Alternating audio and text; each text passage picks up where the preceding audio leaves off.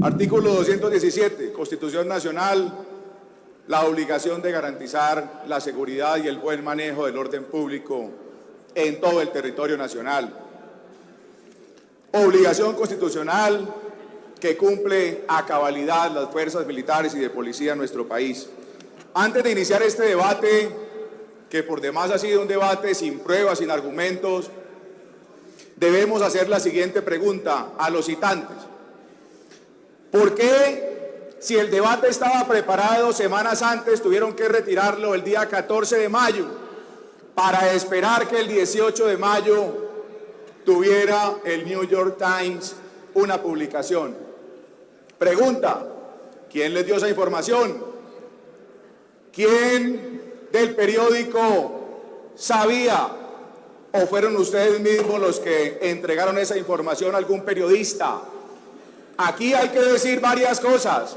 Aquí hay, en este debate insulso, hay una ofensiva estratégica y sincronizada contra las fuerzas militares y de policía, contra el gobierno y contra los colombianos.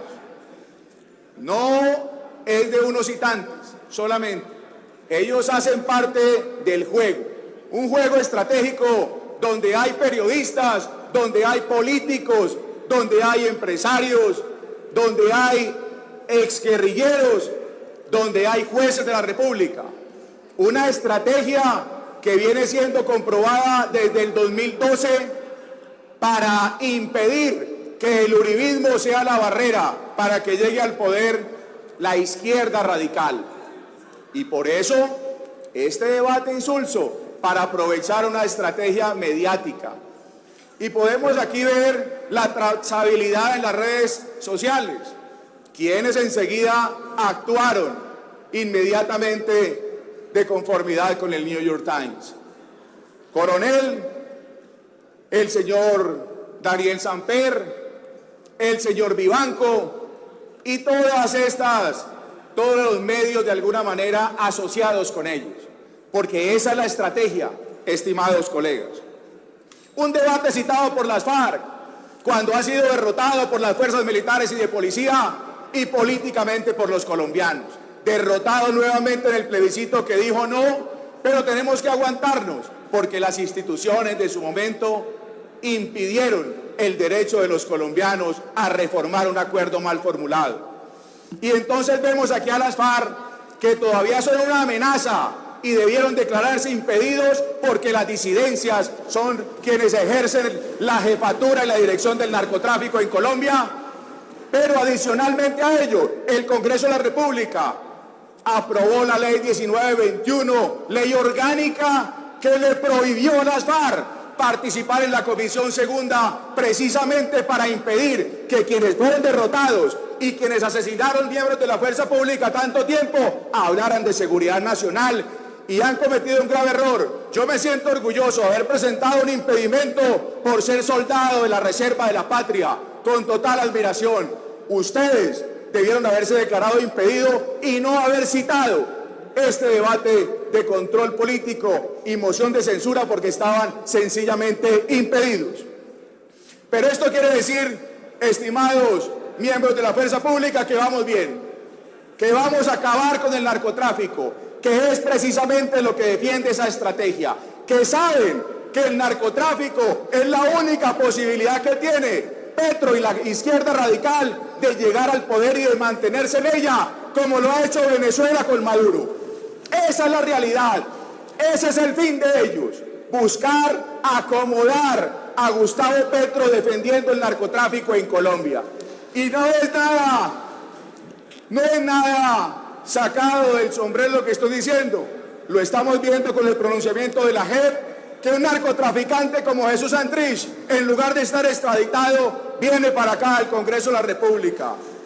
Que no es extraño que estemos defendiendo hoy la extradición, cuando para ustedes, por supuesto, se convierte en una herramienta que les impide llegar al poder, porque donde llegue Santrich y los socios. Un minuto para que cierre, doctor Bernay, y termina la intervención del Centro Democrático.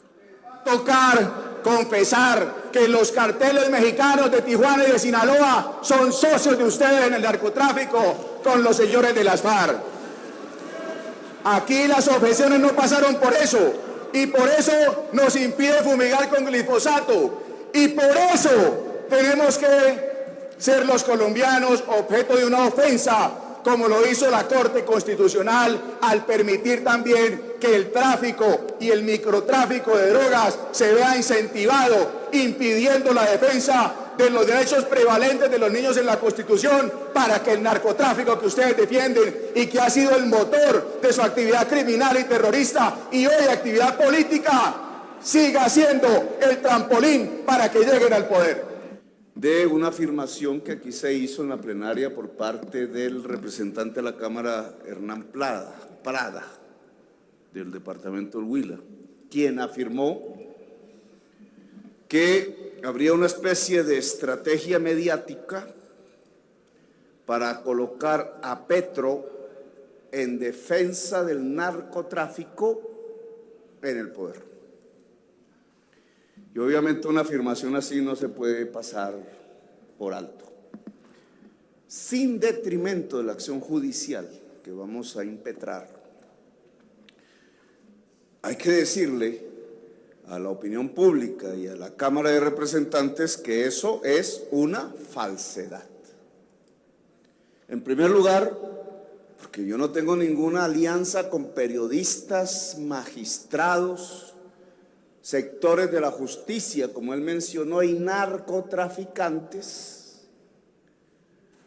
Me extraña que junte magistrado con narcotraficantes, habría que aclarar bien esa acusación en una perspectiva de llevar al narcotráfico al poder. El narcotráfico ya está en el poder. Somos nosotros los que hemos denunciado a lo largo de nuestra existencia en esta vida parlamentaria, 15 años, los nexos concretos entre narcotráfico y clase política en el poder en Colombia. Desde que estalló el escándalo del proceso 8000 hace muchos años, muchísimos representantes y senadores fueron nombrados y vinculados a ese proceso, jamás el nombre, y ya era yo un parlamentario, de Gustavo Petro. Y después, en mi retorno en el año 1998, quien lideró aquí, primero la crítica al gobierno del año 2002 de realizar una negociación política con el narcotráfico paramilitar en este recinto, fui yo. En este mismo escenario, aquí con nombre propio, fui nombrando región por región: Sucre, norte de Santander, Córdoba, Bolívar, Magdalena, Antioquia, y quedaba el debate de Bogotá, los nexos entre políticos con nombre propio, con asiento en este Congreso, y el narcotráfico paramilitar, que para la época era el mayor cartel del narcotráfico de cocaína del mundo. ¿Cuál nexo con el narcotráfico?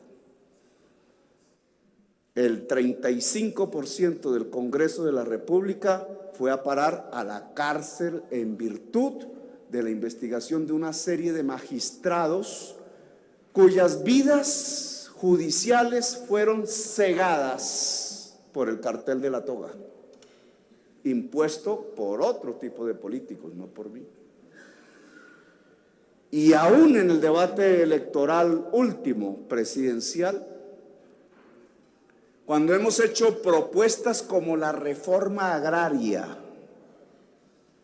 es decir, la posibilidad de que la distribución de la tierra fértil en Colombia sea relativamente equitativa y beneficie al campesinado de Colombia.